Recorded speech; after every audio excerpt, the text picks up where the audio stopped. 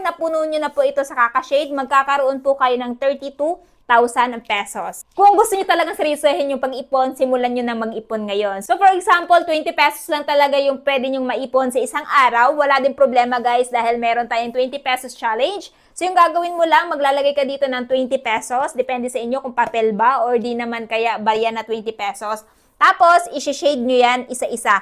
Every shade is 20 pesos at kapag napuno nyo na po ito sa Kakashade, magkakaroon po kayo ng 32,000 pesos. And then sa 50 pesos naman po, syempre ilalagay nyo yung date start kung kailan ka nag-start nag-ipon at date ended. At ganun din, sa paglagay nyo ng 50 pesos, mag-shade din po kayo dyan. So 50 pesos, isang shade hanggang sa mapuno nyo po ito sa Kakashades. At kapag napuno nyo po ito sa Kakashades, magkakaroon kayo ng 44,800. And again, as sa 20 at 50 pesos, meron din silang available na 200, 500, 100 at 1,000 pesos challenge. Kaya naman kung gusto nyo ding itry ito at gusto nyo subukan mag-ipon ngayon para sa pinapangarap nyong cellphone or di naman kaya travel goals or motor, sasakyan, highly recommend, ayan, itry nyo na to. So kung gusto nyo itry ito guys, idadrop ko na lamang yung link nito dyan sa yellow basket.